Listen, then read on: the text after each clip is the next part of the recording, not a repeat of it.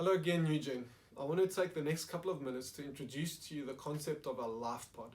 Most of you would be familiar with the idea of a life group, which is a midweek group that meets together in people's homes. Just yesterday, I told you that our life groups would be key in how we would live stream our Sunday meetings out into our community. But since then, I've spoken with some local doctors who are a lot smarter than me and who've helped me see that even meeting together in life groups in this season could prove to be irresponsible. And so the prevailing proactive wisdom at this stage suggests that a containment strategy through radically limiting physical interaction between people is one of the best approaches we could take to limit the spread of the coronavirus. In Matthew chapter 5, Jesus calls us to be people who would go above and beyond. And as Christ followers in this season, that's what I believe we should be doing. And so with that in mind, we want to suggest you consider starting something we're calling a life pod.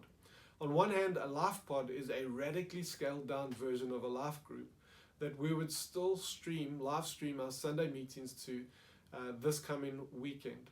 But on the other hand, a life pod is also a unique response to the challenge we face with the coronavirus. We're seeing a life pod as a small, limited group of people, and it's only this group of people with whom you'll be physically interacting with for at least 2 weeks.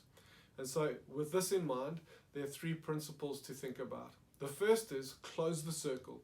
Not everyone is able to stay home from work, but if you can, you should. Regardless, you should do everything you can to maintain your own health and limit any exposure to infection. This may mean planning ahead so you don't have to keep visiting the shops. It may mean shopping online and having things delivered. And at the very least, it means that in this season, you're not spending time in the physical space of anyone who's not part of your life pod. Number 2, smaller is better. We're encouraging you to start small. And so by now, there may well be people in our town who have the virus. And so the smaller the life pod is, the more contained the virus will be, should such a person be in your group. Number 3, it's a commitment. It's a big commitment. You see, you have a responsibility to the other people in your life pod to honor the limits agreed by all of you. And in truth, those limits honor not only your life pod and the people in it, but also the healthcare workers who will be at the forefront of the fight against the disease, as well as every vulnerable person in our community. That said, it's not forever. At this stage, we're talking about 2 weeks, a 2-week commitment for your life pod. So these are 3 guiding principles in forming a life pod, but what does it look like in reality? Well, let me share for me what it looks like. It means that Kaz and I and our 3 kids are going to make a life pod with Kaz's parents, and so it will be the 7 of us. And you would notice by that Kaz's folks aren't part of NewGen. You don't have to come and limit your life pod to people in NewGen. You can do it with people outside of NewGen. With that being said, we're naturally going to draw Kaz's parents into the life of the church, and we're going to draw them into our social interaction through social media. It also means that we're not going to come and live under one roof. We're going to have our own homes. We're going to live in our own spaces, but we are going to understand and see each other's homes as safe spaces to come into and to hang out in.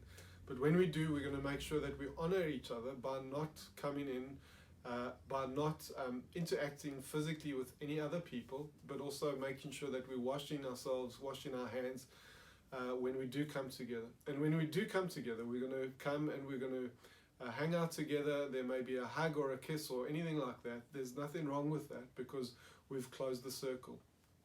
It also means that we're not going to come and hide away in our homes for the next 2 weeks. I'm going to go for a run in the nature reserve. Kaz's dad is going to go for a cycle.